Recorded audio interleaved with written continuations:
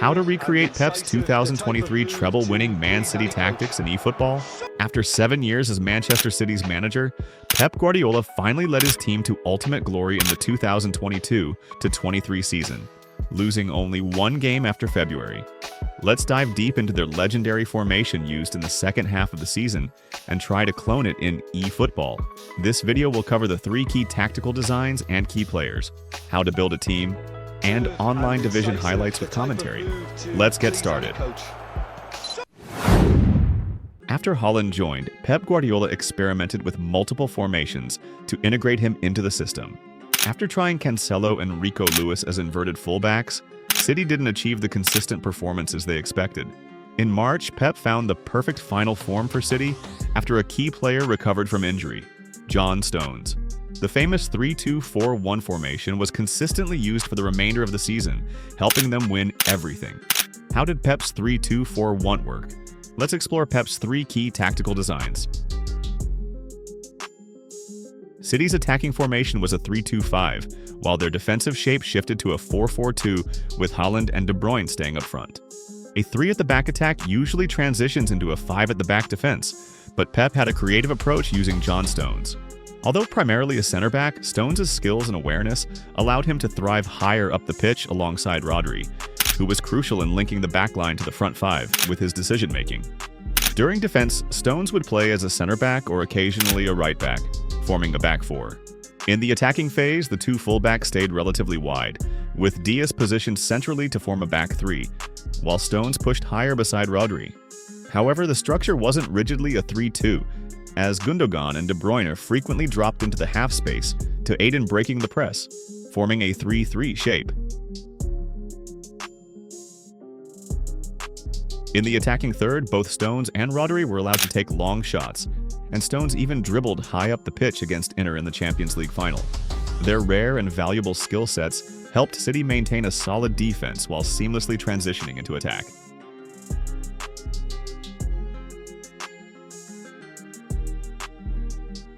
Erling Haaland won the Golden Boot in both the Premier League and the Champions League, scoring 52 goals in 53 games. A phenomenal striker capable of finishing chances even in acrobatic fashion. Kevin De Bruyne was City's main creative outlet, providing 28 assists that season, a career high for him. What made this duo so deadly? De Bruyne could execute all types of passes, short through balls, long curled through passes, and pinpoint crosses with both feet, perfectly complementing Haaland, who was both an elite shooter and a monstrous aerial threat. But it wasn't just Haaland benefiting from De Bruyne. His physicality and pace made him a lethal counter-attacking weapon. He could hold up play against 1 or 2 defenders, allowing De Bruyne to make runs from behind and finish chances on the counter. This duo complemented each other brilliantly, whether positioned close together or with De Bruyne drifting wide to deliver crosses. But how were they able to do this consistently? Let's move on to the next key tactic, the front 5's positional play. Alonso's 3-2-4-1 used 2 wingbacks playing on the sides of their dominant foot, but Pep took a different approach by incorporating inverted wingers. The main method of attack involved wingers staying wide until they reached the attacking third, where they had 4 attacking options. 1.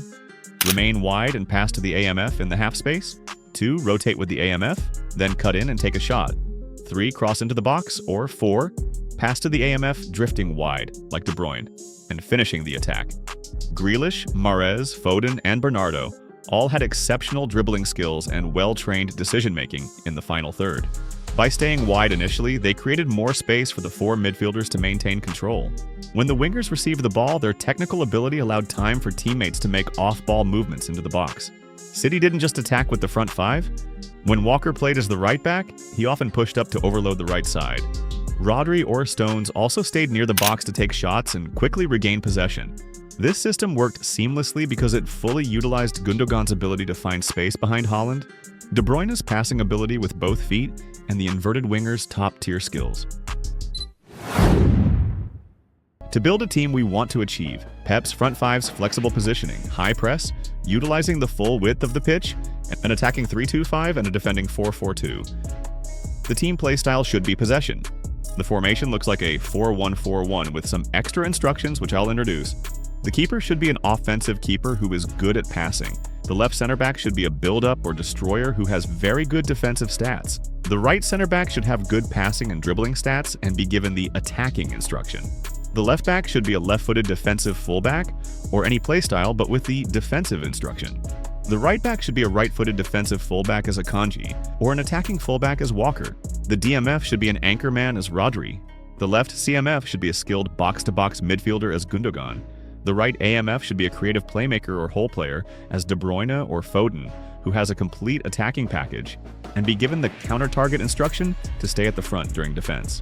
The wingers or wide midfielders should be good dribblers and inverted wingers. The center forward should be a forward like Haaland or a good link-up skilled forward like Alvarez. These are the extra instructions in the table of players. In the first game, I used a defensive right back.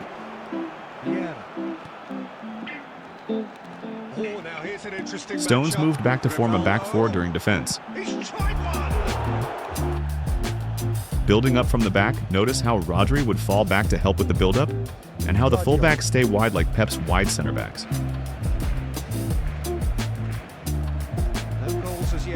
A 4-4-2 or 4-4-1-1 defensive shape. Solid defending for my left back. Then, using the 3-2 block to shift side to the right. The right winger Foden noticed De Bruyne's run in the half space. It's a good chance to cross. Through the middle. De Bruyne has it in a chance and a hammer. That's another shot. A chance from Grealish staying wide. Don't hesitate to make a cross when Haaland is your forward. Look, it's a run defenses dislike, but the time messy. Stones immediately drop back to form a back four. Praise and glory. And it cuts out the supply. Of the half coming An example rotation between the midfielder and the winger. The second half may well start in similar fashion as 0-0. The goal of the back five is to find the front five. It's easy when the AMF drops deep. It's hard for through passes to go through. I noticed Foden's run before De Bruyne received the pass. This kind of bold running will always get you into areas of Why did Haaland fall back? I thought only deep-lying forwards do that. Another counter-attack after finding the front five. Look, movement creates more options, and that was really sharply done. Now it's Saka.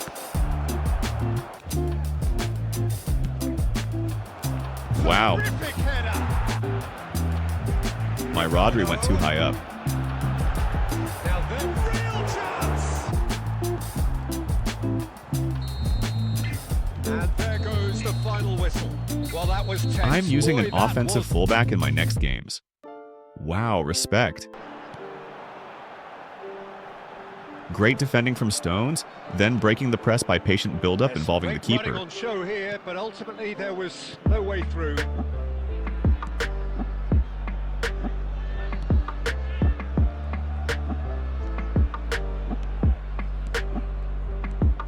Trying to use the whole width. Well, Peter, I know people are probably going to knock me as being biased towards my trade, but when you have someone like this fella, Josko, regained possession with high pressure. It's hard not to pick him out. Such an extraordinary defender with an unconventional style, incredibly quick. And now it's Grealish. Grealish controlled the ball, waiting for teammates to make runs. That was a lethal mistake. The front three linking up made it easy. Looking for the runner. Decent hit. Concentration will be key for a while now. What a clearance. You don't want to hand the momentum straight back to your opposition.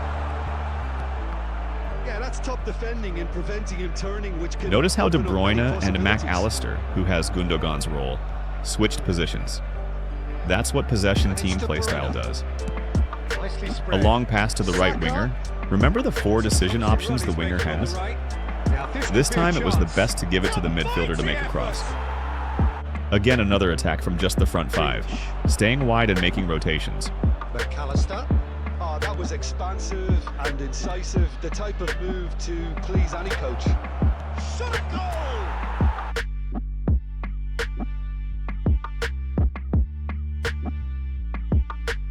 For itself, Peter. Walker, the attacking fullback, is making overlapping runs. It's effective against teams that use long ball counter and have a low block. There's much frustration as to the McAllister. Didn't result in a shot, but it was a good passing sequence going from right to left.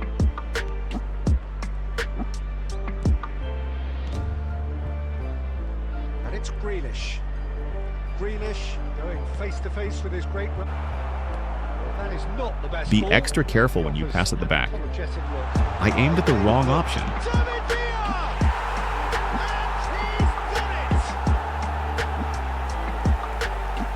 Notice how the build-up is a 3-3 shape with Gundogan dropping deeper. It's all about how to adjust the balance of your team. Now the right winger has a decision to make again, this time passing to the half-space player, and Walker is making an overlap. Oh, smashing header! It's without sophistication. Initiating an attack from the right sideline again. An attacking right back makes the attack more unpredictable for the opponent. And what a finish. And the shot! He's got a goal! Do not write them off! Back they come! A very typical attack. The 3-2 block finding the midfielder, then the winger, and the center forward receiving a through pass. Now there's a fine ball. Can he put it away? They've done it! Chooses to go cross. Thank you so much for watching. Will you try Pep's Man City tactics in Division? If you enjoy my content, please subscribe, like, and share. Truly appreciate it. Those players, what unity, what joy.